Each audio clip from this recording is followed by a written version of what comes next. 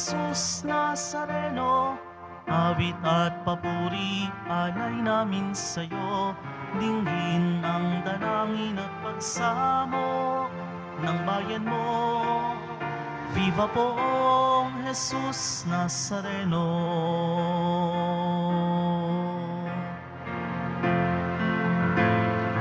Tayo ngayon ay magtipon at sambahin ang poon.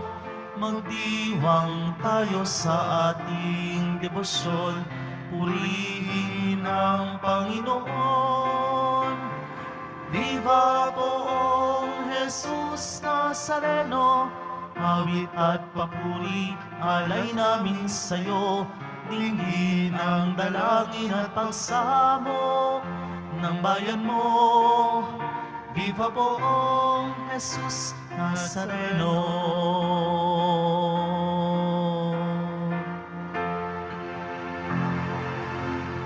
Sa ngalan ng Ama at ng Anak at ng Espiritu Santo. Amen. Ang pagpapala at kapayapaan mula sa Diyos na Ama natin at sa Panginoong Hesukristo naway sumainyo. At sumaiyo rin. Ngayon po ay ginugunita natin ang kapistahan ni San Timoteo at San Tito, mga obispo.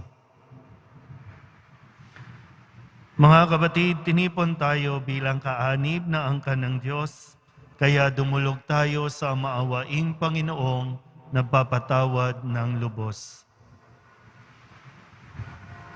Sinugong tagapagpagaling sa mga nagsisisi, Panginoon, kaawaan mo kami.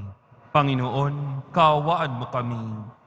Dumating na tagapag-anyayang mga makasalanan ay magsisi, Kristo, kaawaan mo kami. Kristo, kaawaan mo kami. Nakaluklok ka sa kanan ng Diyos Ama para ipamagitan kami. Panginoon, kaawaan mo kami. Panginoon, kaawaan mo kami. Kaawaan tayo ng makapangyarihang Diyos, patawarin tayo sa ating mga kasalanan at patnubayan tayo sa buhay na walang hanggan. Amen.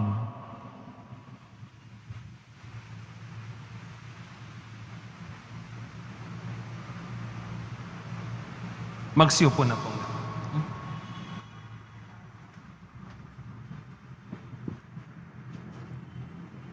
Ang simula na ikalawang sulat ni Apostol San Pablo kay Timoteo. Mula kay Pablo na niloob ng Diyos na maging apostol ni Kristo Jesus, upang mangaral tungkol sa buhay na ipinangakong kakamtin natin kay Kristo Jesus. Kay Timoteo na minamahal kong anak, sumaiyo nawa ang pagpapala, ang habag at ang kapayapaan mula sa Diyos Ama at kay Kristo Jesus na ating Panginoon. Nagpapasalamat ako sa Diyos na pinaglingkuran ko ng tapat tulad ng ginawa ng aking mga ninuno. Tuwing aalalahanin kita sa aking mga panalangin araw-gabi, sabik na akong makita ka upang malubos ang aking kagalakan, lalo na kapag naaalala ko ang iyong pagluha. Hindi ko nakakalimutan ang tapat mong pananampalataya, tulad ng pananampalataya ng iyong Lola Loida at ni Eunice na iyong ina. Natitiyak kong taglay mo pa ngayon ang pananampalatayang iyon. Dahil dito, ipinaalala ko sa iyo na maging masigasig ka sa pagtupad sa tungkuling tinanggap mo sa Diyos, nang ipatong ko ang aking mga kamay sa ulo mo. Sapagkat hindi espiritu ng kaduwagan ang ibinigay sa atin ng Diyos, kundi espiritu ng kapangyarihan, pag-ibig at pagpipigil sa sarili. Kaya't huwag mong ikahiya ang pagpapatotoo tungkol sa Panginoon o ang aking pagkabilanggo dahil sa Kanya. Sa halip, makihati ka sa kahirapan dahil sa mabuting balita sa tulong ng Diyos. Ang salita ng Diyos. Salamat sa Diyos. Sa lahat ay pinahayag gawa ng poong nagligtas. Sa lahat ay pinahayag, gawa ng poong nagligtas. Purihin ang Panginoon, awitan ng bagong awit. Panginooy papurihan nitong lahat sa daigdig. Sa lahat ay ipinahayag, gawa ng poong nagligtas. Awitan ng Panginoon, ngalan niya ay purihin. Araw-araw ang ginawang pagliligtas ay banggitin. Kahit sa ay ipahayag na ang poon ay dakila, sa madla ay ipahayag ang dakila niyang gawa. Sa lahat ay pinahayag, gawa ng poong nagligtas. Panginoon ay purihin ng lahat sa daigdigan. Purihin ang lakas niya at ang kanyang kabanalan. Ang pagpuri ay ukol sa ngalan niyang banal. Sa lahat ay pinahayag, gawa ng poong nagligtas. Panginooy siyang hari, sa daigdig ay sabihin. Sanlibot ay matatag na, kahit ito ay ugain. Sa paghatol sa nilikha, lahat ay pantay sa paningin. Sa lahat ay pinahayag, gawa ng poong nagligtas. Magsitayo na pong lahat.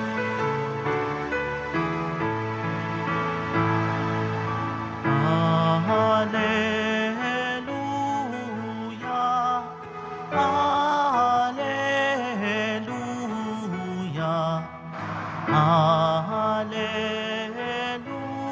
Hallelujah, Hallelujah.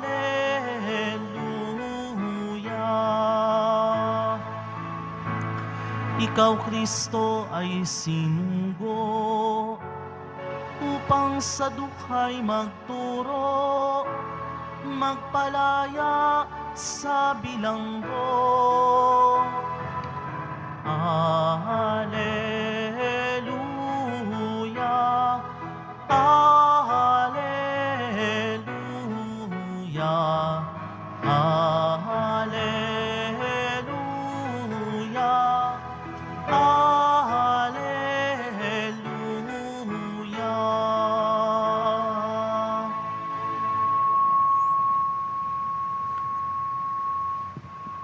Sumainyo ang Panginoon. At sumaiyo rin. Ang mabuting balita ng Panginoon ayon kay San Lucas. Papuri sa iyo, Panginoon. Noong panahong iyon, ang Panginoon ay humiram pa ng 72. Pinauna niya sila ng dala-dalawa sa bawat bayan at pook na patutunguhan niya. Sinabi niya sa kanila, sagana ang aanihin, ngunit kakaunti ang manggagawa. Idalangin ninyo sa may-ari na magpadala siya ng mga manggagawa sa kanyang bukirin. Humayo kayo, sinusugo ko kayong parang mga kordero sa gitna ng mga asong gubat. Huwag kayong magdala ng lukbutan, supot o panyapak. Huwag na kayong titigil sa daan upang makipagbatian kanino man. Pagpasok ninyo sa alinmang bahay, sabihin muna ninyo, maghari nawa ang kapayapaan sa bahay na ito. Kung maibigin sa kapayapaan ang nakatira roon, sa kanila ang kapayapaan. Ngunit kung hindi sila magkakamit nito. Manatili kayo sa bahay na inyong tinutuluyan. Kanin ninyo at inumin ang anumang idulot sa inyo, sapagkat ang manggagawa ay may karapatang tumanggap ng kanyang upa. Huwag kayong magpapapalit, palipat-lipat ng bahay.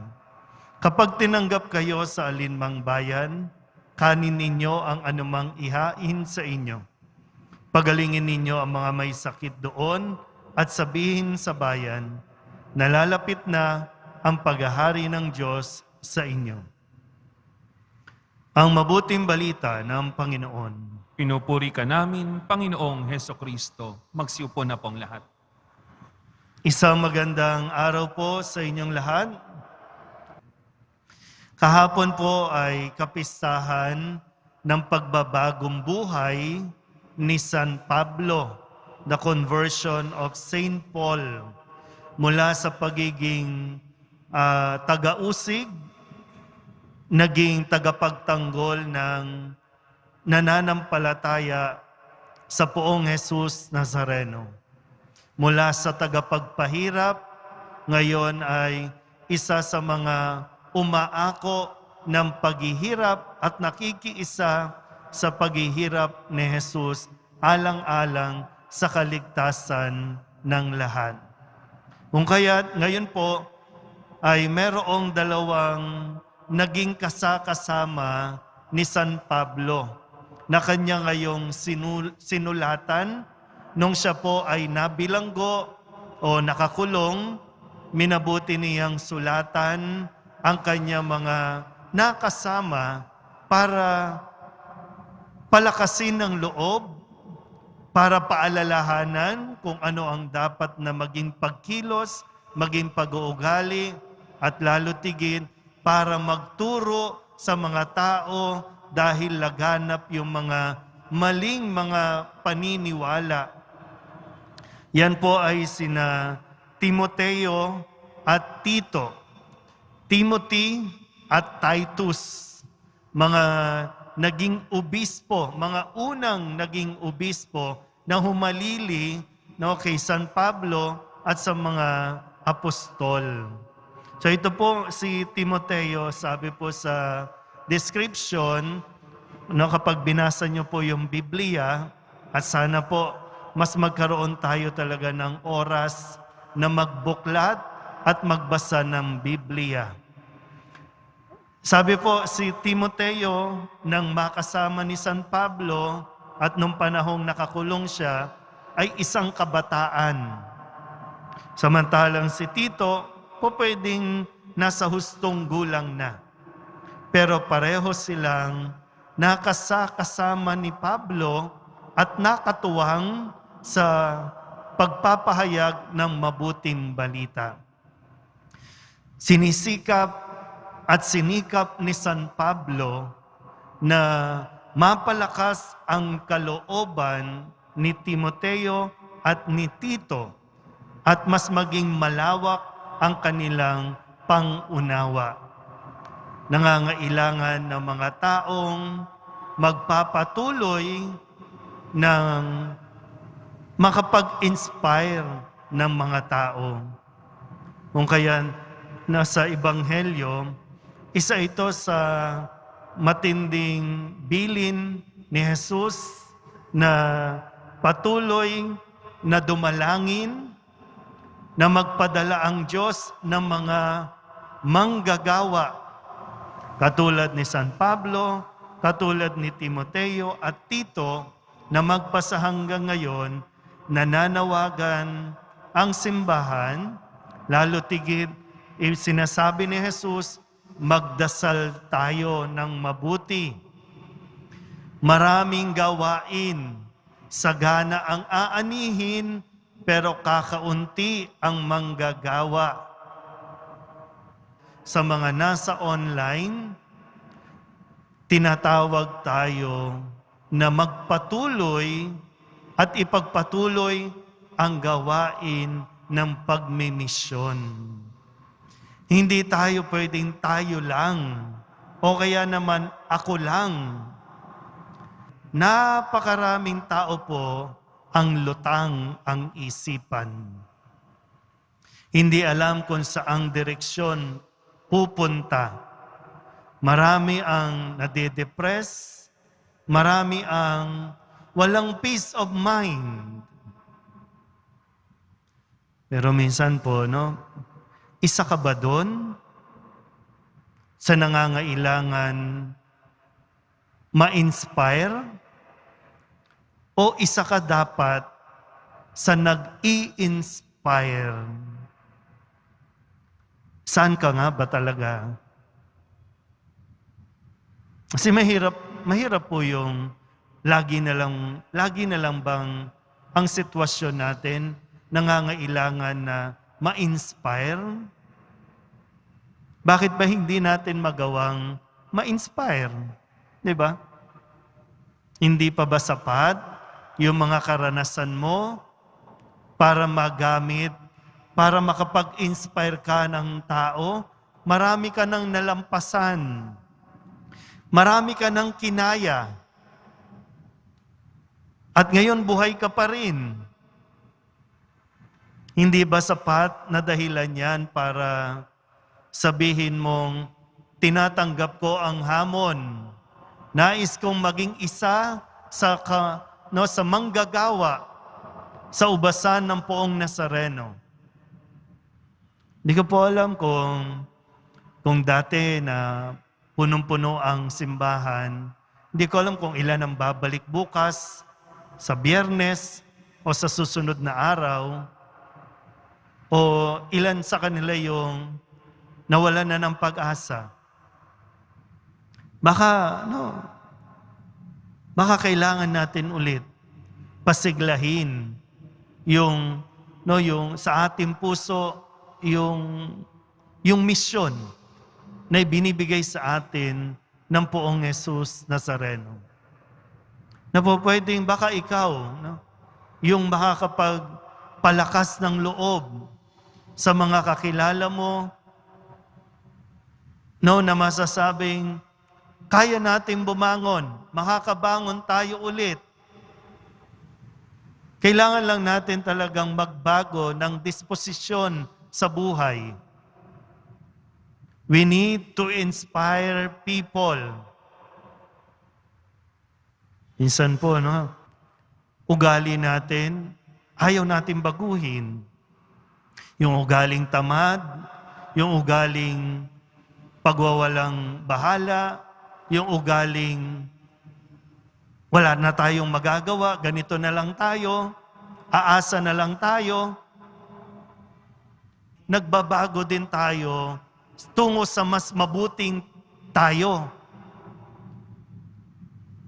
Kasi we become a better person and we will become a better person kung patuloy lang natin talagang papakinggan ang mga salita ng Diyos. Hindi ito basta parusa lang. Hindi ito basta nangyari lang para pahirapan tayo, kundi para palabasin yung tunay nating mga galing, yung tunay nating mga kabutihan. Huwag nating pairalin at huwag nating paniwalaan na para mabuhay, huwag nating pakialaman ang ating kapwa. Para mabuhay, sarili lang natin ang isipin natin. Huwag ganon. Pero nawa po, sa halimbawa ni Timoteo at ni Tito na ipinagpatuloy ang pag-i-inspire sa mga tao kung paanong sila ay na-inspire muna ng salita ng Diyos, tayo din nawa ay araw-araw ma-inspire sa Poong Jesus Nazareno. Amen. Magsitayo na pong lahat.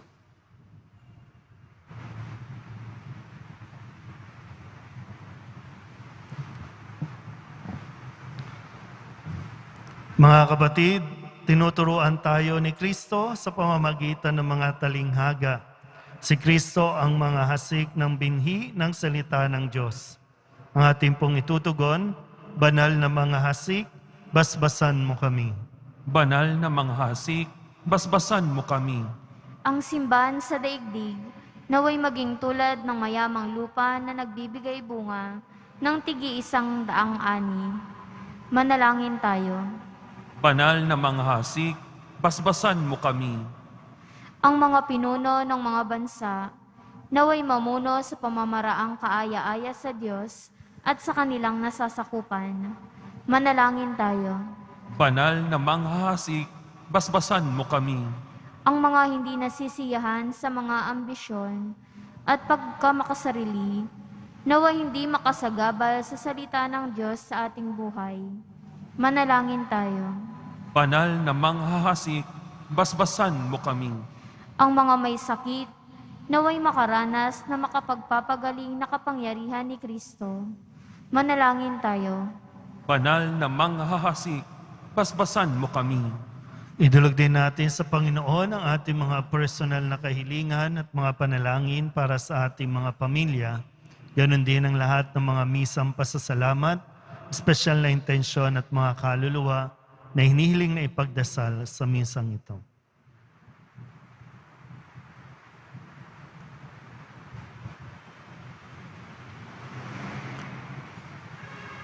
Ang lahat ng ito ay hinihiling namin sa ngalan ni Kristo, ang aming Panginoon. Amen. Magsiupo munang sumandali.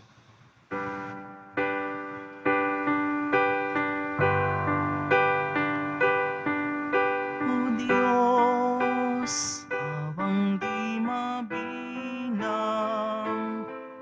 tanggapin mo yaring aming alay, gawin ito bilang tanda ng aming kaligtasan. Narito, O Ama, alak at tinapay, bunga ng lupa at ng aming paggawa. Magsitay na pong lahat. Manalangin kayo mga kapatid upang paghahain natin ikalugdan ng Diyos amang makapangyarihan. Tanggapin nawa ng Panginoon itong paghahain sa iyong mga kamay, sa kapurihan niya at karangalan, sa ating kapakinabangan at sa buong sambayanan niyang banal. Ama naming lumikha, tunghayan mo ang mga alay na nasa dambana. Ngayong kami naghahain para kina San Timoteo at San Tito na magunita sa ikapagpapatawad ng aming mga kasalanan at sa ikatutupad ng aming pagsamba sa iyong ngalan. Sa pamamagitan ni Jesucristo, kasama ng Espiritu Santo, magpasawalang hanggan. Amen. Sumainyo ang Panginoon. At sumaiyo rin, Itaas sa Diyos ang inyong puso at diwa. itinasa namin sa Panginoon. Pasalamatan natin ang Panginoong ating Diyos. Marapat na siya ay pasalamatan. Ama naming makapangyarihan, tunay ngang marapat na ikaw ay aming pasalamatan sa pamamagitan ni Jesucristo na aming Panginoon. Ngayong sila San Timoteo at San Tito ay pinararangalan sa pamumuhay nilang totoong uliran at pagiging maaasahan sa panunungkulan. Kaya't si Jesucristo na maaasahan sa katapatan ay inihahayag sa pangangasiwa sa sambayanan. Ang malasakit na mga ulirang tagapangasiwa noon ay nagpapatuloy magpahanggang ngayon sa mga panalangin kanilang iniuukol, kaysa ng sambayanan mong dito'y nagtitipon. Kaya kaysa ng mga anghel na nagsisiawit ng papuri sa iyo nang walang humpay sa kalangitan, kami nagbubunyi sa iyong kadakilaan. Santo, Santo, Santo, Panginoong Diyos ng mga hukbo, napupuno ang langit at lupa ng kadakilaan mo. O sana sa kaitaasan, pinagpala ang naparirito sa ngalan ng Panginoon. O sana sa kaitaasan, magsilod pong lahat. Ama naming banal, ikaw ang bukal ng tanang kabanalan. Kaya't sa pamamagitan ng iyong Espiritu, gawin mong banal ang kaloob na ito upang para sa aming maging katawan at dugo ng aming Panginoong Hesukristo. Bago niya pinagtiis ang kusang loob na maging handog, inawakan niya ang tinapay, pinasalamatan kaniya, pinaghati-hati ni iyon, iniabot sa kanyang mga alagad at sinabi, tanggapin ninyong lahat ito at kanin, ito ang aking katawan na ihahandog para sa inyo.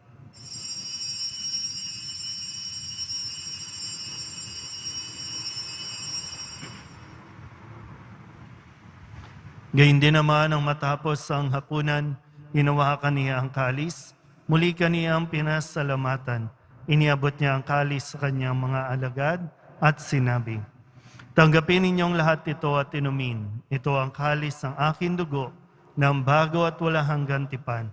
Ang aking dugo na ibubuhos para sa inyo at para sa lahat sa ikapagpapatawad ng mga kasalanan. Gawin ninyo ito sa pag-alaala sa akin.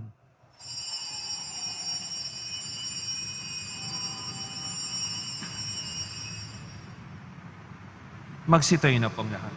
Ipagbunyiin natin ang misteryo ng pananampalataya. Si Kristo'y namatay, si Kristo'y nabuhay, si Kristo'y babalik sa wakas ng panahon. Ama, ginagawa namin ngayon ang pag-alaala sa pagkamatay at muling pagkabuhay ng iyong anak. Kaya tiniaalay namin sa iyo ang tinapay na nagbibigay buhay at ang kalis na nagkakaloob ng kaligtasan. Kami napapasalamat dahil kami iyong minarapat na tumayo sa harap mo para maglingkod sa iyo. Isinasamo namin kami magsasalo-salo sa katawan at dugo ni Kristo ay mabuklod sa pagkakaisa sa pamamagitan ng Espiritu Santo. Ama, lingapin mo ang iyong simbahang laganap sa buong daigdig. Puspusin mo kami sa pag-ibig kay San Francisco na aming Papa at ni Jose na aming Obispo at ng Tanang Kaparian. Alalahanin mo rin ang mga kapatid naming nahimlay na may pag-asang sila'y muling mabubuhay, gayon din ang lahat ng mga pumanaw. Kawaan mo sila at patuloyin sa iyong kaliwanagan. Kawaan mo at pagindapating kaming lahat na makasalo sa iyong buhay na walang wakas. Kaysa ng mahal na Birhen Maria na Ina ng Diyos, ng kabiyak ng puso niyang si San Jose, kaysa ng mga apostol at ng lahat ng mga banal na namuhay dito sa daigdig ng kalugod-lugod sa iyo, may pagdiwang nawa namin ang papupuri sa ikararangal mo sa pamamagitan ng iyong anak na aming Panginoong Hesukristo. Sa pamamagitan ng Kristo, kasama niya at sa Kanya, ang lahat ng parangal at papuri ay sa iyo, Diyos amang makapangyarihan, kasama ng Espiritu Santo, magpasawalang hanggan. Amen, amen, amen, amen.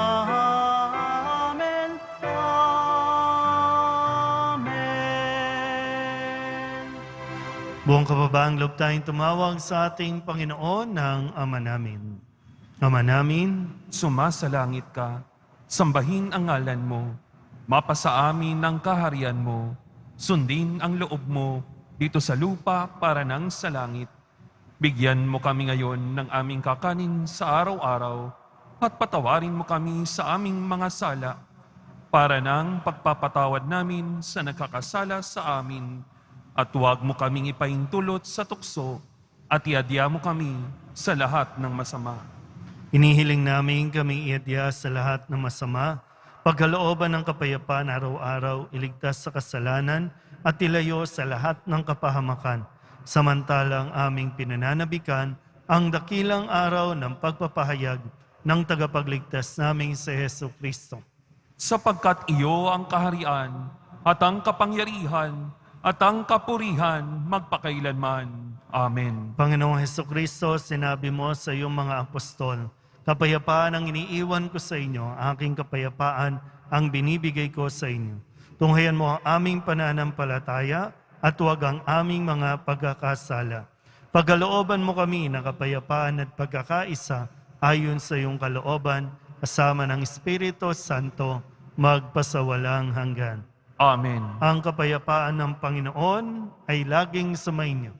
At sumaiyo rin. Magbigayan po tayo ng kapayapaan sa isa't isa.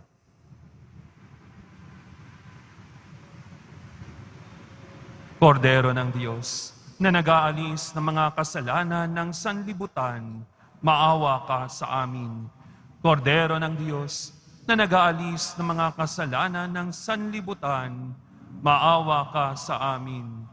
Kordero ng Diyos, na nag-aalis ng mga kasalanan ng sanlibutan, ipagkaloob mo sa amin ang kapayapaan.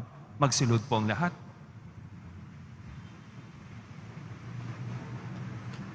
Ito ang kordero ng Diyos. Ito ang nag-aalis ng kasalanan ng sanlibutan. Mapalad ang mga inaanyayahan sa kanyang piging. Panginoon, hindi ako karapat-dapat na magpatuloy sa iyo. Ngunit sa isang salita mo lamang ay gagaling na ako.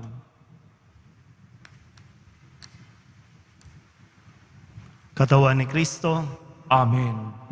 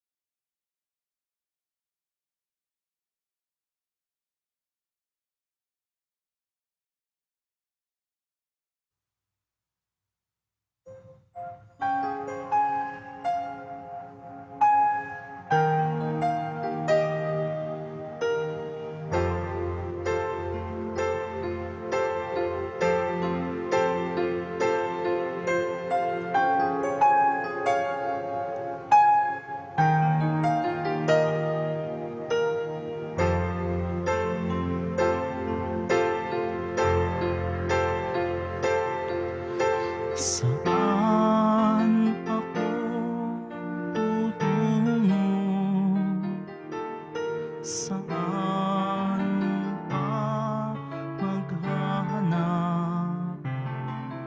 hanggang sa dulo ng dagat? Walang makikitang tulad mo. Libutin man ang mundong ito, sikaping makamtan ang pangarap ko. Ngunit ngayon at kailan pa man, walang makikitang tulad mo. Ikaw ang buhay, tanging ligaya, munti kong palay, papurit pagsamba sa iyo, Jesus, Panginoon, tagapagligtas, pag-ibig ng Ama.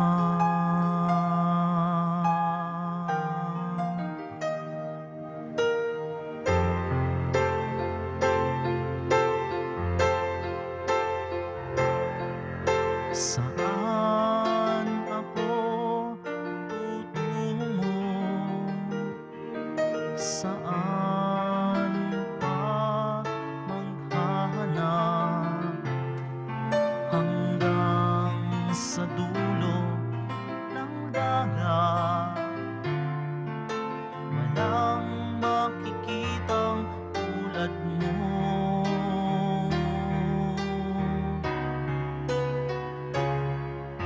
Libutin man ang mundong ito, sikaping makamtan ang pangarap ko. Ngunit ngayon at kailan pa man, walang makikitang tulad mo. Ikaw ang buhay, tanging ligaya, munti kong palay, papurit pagsamba sa iyo, Jesus, Panginoon, tagapagligtas, pag-ibig ng Ama.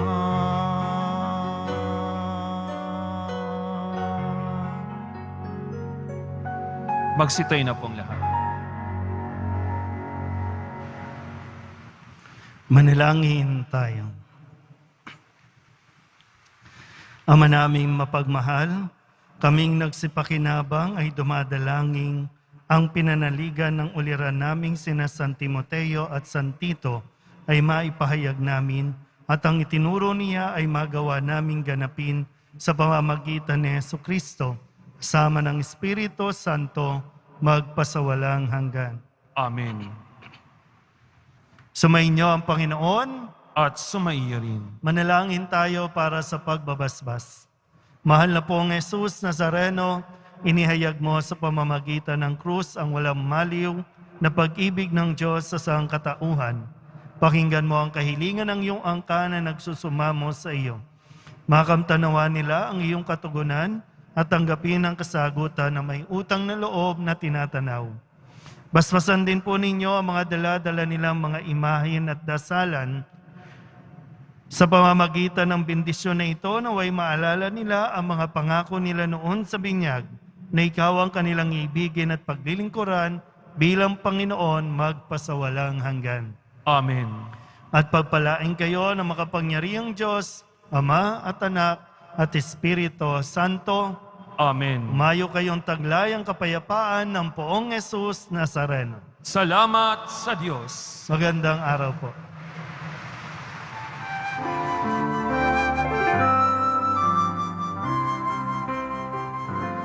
Nuestro Padre Jesus Nazareno, sinasamba ka namin. Pinipintuho ka namin. Aral mo ang aming buhay at kaligtasan, Nuestro Padre Jesus Nazareno. Iligtas mo kami sa kasalanan. Ang krus mong kinamatayan ay sagisag ng aming kaligtasan. Nuestro Padre Jesus Nazareno, dinarangal ka namin. Nuestro Padre Jesus Nazareno, nilulwalhati ka namin. Nuestro Padre Jesus Nazareno, dinarangal ka namin. Nuestro Padre Jesus Nazareno, nilulwalhati